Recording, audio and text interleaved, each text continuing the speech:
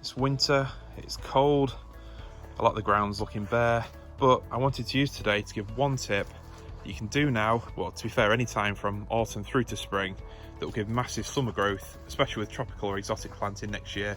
And that tip is adding manure or mulch to your garden. If you just start a tropical garden, there's certainly more exciting things to spend your money on than manure. Big plants, hard landscaping, pretty much anything else really. But since we moved in, I've bought 2 full pallets of manure to put down, and I could have used a lot more. So why manure? Firstly, it improves the structure of the soil. If you've got sandy soil, it helps add organic matter, which really holds on to water and nutrients. Plants will thrive a lot better in it. And alternatively, if you've got clay soil, it improves drainage. So whilst all that sounds like pretty textbook stuff, how does that help an exotic garden? Now, firstly, a lot of the plants that you're putting into an exotic garden might only be there for the summer.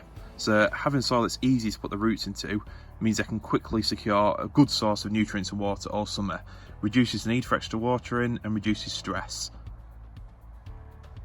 Secondly, for more permanent planting like these Trachycarpus, Phormiums, anything that's evergreen or structural, I think having a healthier soil is definitely a lot better than chucking a lot of synthetic, water-soluble chemicals at it in summer. And also, these types of plants, you don't want a lot of extra nitrogen.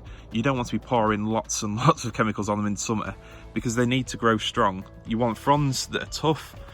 You want fronds that are able to withstand the wind. And also, if they do grow lanky, weak and sappy, you tend to find that half-hardy plants are a lot more easily affected by the frost. Whilst these Musa banana plants don't look much now, if I'm honest, they do look a bit dead, but I'm sure they won't be.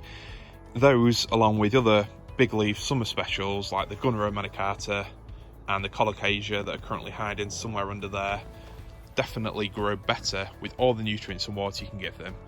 So what better start to give them to the year than have a good rich soil that won't need as regular watering, that won't rely as much on synthetic chemicals to give that massive growth starting from late spring.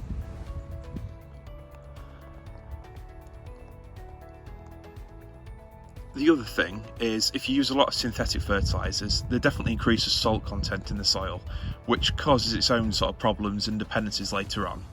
So, in all honesty, my best advice is improve the soil, and over winter is a perfect time to do that.